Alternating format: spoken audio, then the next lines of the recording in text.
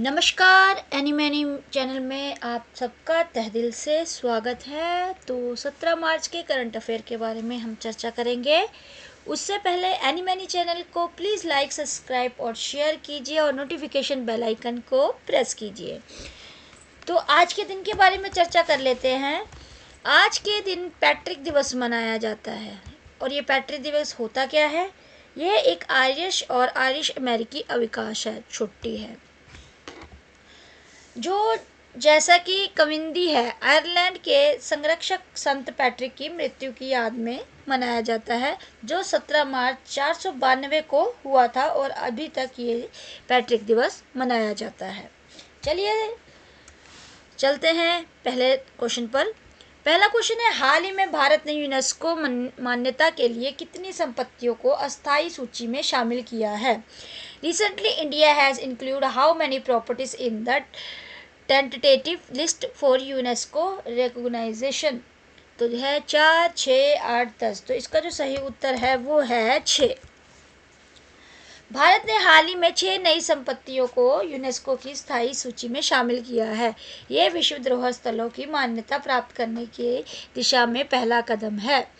India has recently included 6 new properties in UNESCO tentative list. This is the first step toward getting recognition and World Heritage Site. 6 sites added to India tentative list UNESCO World Heritage Site. दूसरा question है, हाल ही में किस देश ने अफगानिस्तान में 10 अत्याधुनिक प्रसूति और बाल चिकित्सा केंद्र स्थापित करने की घोषणा की है? Recently, which country has announced to set up 10 state-of-the-art obstetric and pediatric center in Afghanistan? A. Indonesia, B. संयुक्त अरब अमीरात, या C. इंडिया, या D. ईरान? सही उत्तर है इसका B. संयुक्त अरब अमीरात। यूएई ने अफगानिस्तान में स्वास्थ्य सेवाओं को मजबूत करने के लिए 10 अत्याधुनिक अस्पतालों की स्थापना की घोषणा की है, जिससे महिलाओं और बच्चों को बेहतर चिकित्सा सुविधाएं मिलेंगी। The UAE has announced the establishment of 10 advanced hospitals in Afghanistan to strengthen healthcare service, providing better medical facilities for women and children. तीसरा क्वेश्चन है, भारत किस देश में प्रत्यक्ष विदेशी निवेश FDI के शीघ्र स्रोत बनकर उभरा है? India has emerged as a top source of foreign direct investment in which country? A. America, B. चीन, C. दुबई, या D. ब्रिटेन? सही उत्तर है इसका C. दुबई में। भारत दुबई में सबसे बड़ा विदेश निवेशक बनकर उभरा है, जिससे दुबई की अर्थव्यवस्था को मजबूती मिलेगी और व्यापारिक संबंध और अधिक सशक्त हुए हैं। India has emerged as the largest foreign investor in Dubai, strengthening its economy and enhancing business relations. चौथा क्वेश्चन है, हाल ही में खान मंत्रालय ने किस राज्य सरकार के सहयोग में देश की पहली अन्वेषण लाइसेंस EL की नीलामी का शुभारंभ किया है? Recently, the Ministry of Mines has launched the country first exploration license EL auction in collaboration with which state government? A. Maharashtra, B. Goa, C. Rajasthan, और D. कर्नाटक? सही उत्तर है इसका B. गोवा। खान मंत्रालय ने गोवा सरकार के सहयोग से पहली बार अन्वेषण लाइसेंस एक्सप्लोरेशन लाइसेंस की नीलामी शुरू की है, जिससे खनन संपदा की खोज को बढ़ावा मिलेगा। The Ministry of Mines, in collaboration with the Goa government, has launched the first ever exploration license promoting mineral exploration. पांचवा क्वेश्चन है, 10 मार्च 2025 तक PM सूर्य घर मुफ्त बिजली योजना ने कितने रूफटॉप सौर ऊर्जा प्रतिष्ठानों का लक्ष्य प्राप्त कर लिया है? As of March 10, 2025, how many rooftop solar power installation have been achieved under PM Surya Ghar Free Electricity Scheme? A. 5 lakh, B. 7 lakh, C. 10 lakh, D. 12 lakh? तो ये है सही उत्तर C. 10 लाख। पीएम सूर्य घर योजना के तहत 10 लाख रूफटॉप सोलर इंस्टॉलेशन पूरे हो चुके हैं, जिससे भारत की सौर ऊर्जा उत्पादन क्षमता में वृद्धि हुई है। Under the PM Surya Ghar scheme, 10 lakh rooftop solar installation have been completed, increasing India's solar power generation capacity. A historic milestone for PM Surya Ghar Muft Bijli Yojana. 10 lakh homes are now solar powered. छठा question है, हाल ही में किस तारीख को नदियों के लिए अंतर्राष्ट्रीय कार्रवाई दिवस मनाया जाता है? On which date was International Day of Action of Rivers celebration recently? A 12 March, B 13 March, C 14 मार्च या D 15 मार्च? सही उत्तर है इसका C 14 मार्च। हर साल 14 मार्च को नदियों के लिए अंतर्राष्ट्रीय कार्रवाई दिवस मनाया जाता है, जिसका उद्देश्य जल संसाधनों के संरक्षण और जागरूकता बढ़ाना है। Every year, March 14 is observed as the International Day of Action of River to promote awareness and conservation of water resource. सातवां क्वेश्चन है, पंचायती राज मंत्रालय ने महिला निर्वाचित प्रतिनिधियों को सशक्त बनाने के लिए कौन सी पहल शुरू की है? Which initiative has been launched by the Ministry of Panchayati Raj to empower women elected representatives? A. सशक्त पंचायत नेत्री अभियान, B. आदर्श महिला अनुकूल ग्राम पंचायतें, या इनमें से कोई नहीं, या ये दोनों? तो इसका जो सही उत्तर है वो है इनमें से दोनों, C, मतलब सशक्त पंचायत नेत्री अभियान और ideal women friendly gram panchayat, ये दोनों ही स्कीम जो है लॉन्च की गई है मिनिस्ट्री ऑफ पंचायती राज से। पंचायती राज मंत्रालय ने महिलाओं के नेतृत्व को बढ़ावा देने के लिए सशक्त पंचायत नेत्री अभियान और आदर्श महिला अनुकूल ग्राम पंचायतें दोनों योजनाएं शुरू की है। The ministry of Panchayat Raj has launched both initiatives, Sashakt Panchayat Netri Abhiyan and ideal women friendly gram panchayat to promote women leadership, Sashakt Panchayat Netri अभियान। आठवां क्वेश्चन है, किस दो संगठनों ने भारत में वित्तीय साक्षरता और ऋण जागरूकता को बढ़ावा देने के लिए साझेदारी की? Which two organizations have partnered to promote financial literacy and credit awareness in India? A. TransUnion Civil and NCDC, B. TransUnion Civil and Fintech Association for Consumer Empowerment, C. RBI and SBI, या D. SBI and national bank?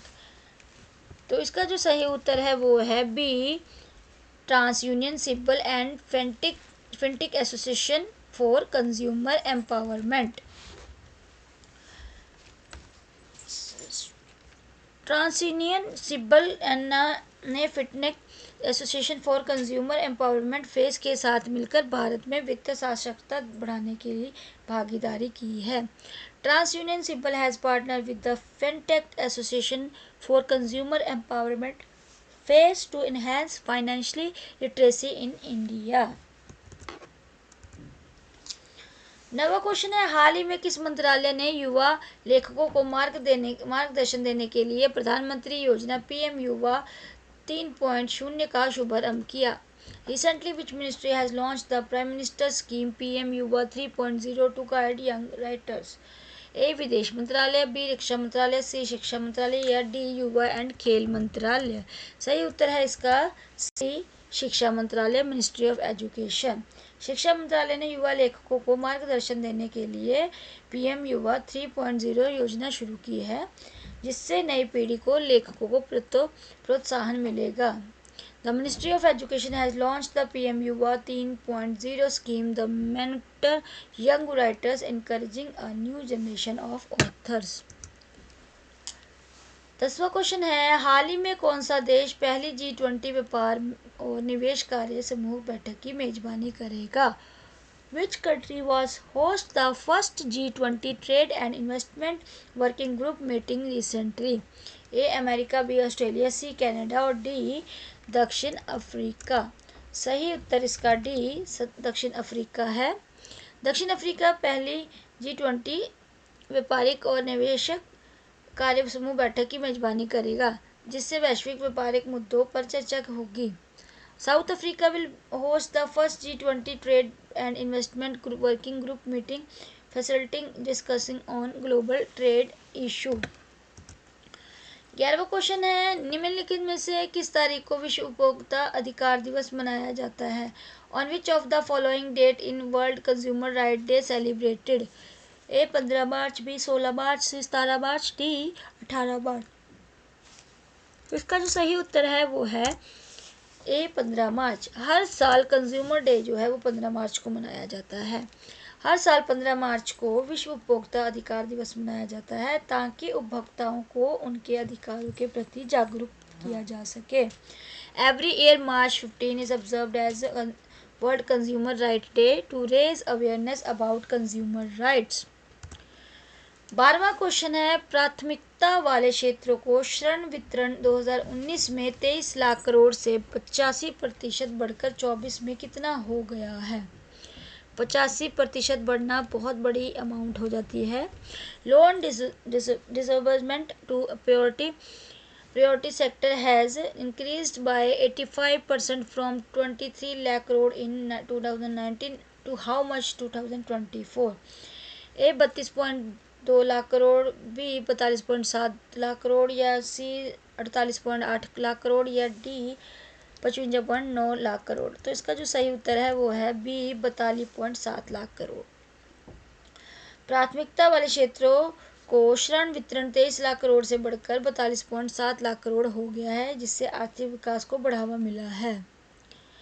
Loan disbursement to priority sector has increased from 23 lakh crore to 42.7 lakh crore, boosting economic growth.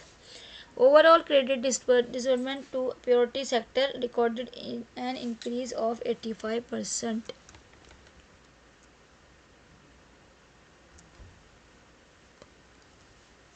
13वां question है, star Health insurance ने तमिलनाडु में महिलाओं के बीच निवारक स्वास्थ्य सेवा को बढ़ावा देने के और उन्हें बीमा एजेंट बनाने के लिए कौन सा अभियान शुरू किया?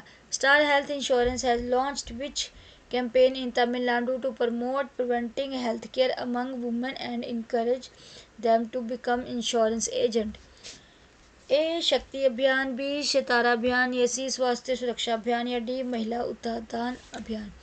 सही उत्तर है इसका बी सितारा अभियान।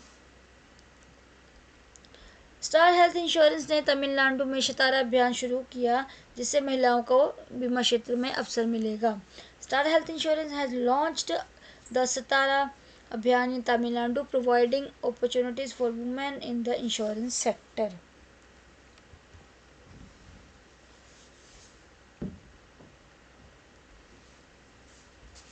चौथा क्वेश्चन है, हाल ही में भारतीय राष्ट्रीय अभिलेखागार ने स्थापना दिवस मनाने हुए ज्ञान भारतम मिशन का शुभारंभ किया। Recently the national achievers of India launched Gyan Bharat mission while celebrating foundation day. A 132वां, बी 133वां, सी 134वां, या डी 135वां। सही उत्तर है इसका डी 135वां। भारतीय राष्ट्रीय अभिलेखागार ने अपने 135वें स्थापना दिवस पर ज्ञान भारतम मिशन शुरू किया, जिसका उद्देश्य ऐतिहासिक दस्तावेजों को संरक्षित करना है। The national achievers of India launch the Gyan Bharatam mission on its 135th foundation day to preserves historical records. 15वां क्वेश्चन है, हाल ही में 7वीं बार एशिया का सर्वश्रेष्ठ एयरपोर्ट घोषित किया गया है। Recently has been declared the best airport of Asia for the 7th time. A. Delhi international airport, B Kerala international airport, C Surat international airport, या डी चेन्नई इंटरनेशनल एयरपोर्ट। सही उत्तर है इसका A Delhi airport international airport, और सबसे ज़्यादा फ्लाइट्स भी यहीं से ही जाती है। दिल्ली अंतर्राष्ट्रीय हवाई अड्डा 7वीं बार एशिया का सर्वश्रेष्ठ एयरपोर्ट घोषित हुआ है। Delhi international airport has been declared the best airport in Asia for the 7th time. इसी तरह हमारे आज के क्वेश्चन समाप्त होते हैं और इसी तरह एनी मनी चैनल को लाइक कीजिए, सब्सक्राइब कीजिए, शेयर कीजिए एंड नोटिफिकेशन बेल आइकन को प्रेस कीजिए जिस तक हमारी वीडियो आप तक पहुंचती रहे। इसी तरह एनी मनी वीडियो को देखिए और एनी मनी वीडियो देखने के लिए धन्यवाद भी है आपका। और आपका दिन शुभ हो, आपका हर काम मंगलमय हो आज। चलिए, यही शुभकामनाएं हम आपसे करते हैं और प्लीज़ एनी मनी चैनल को लाइक भी कीजिए और सब्सक्राइब कीजिए। Thank you.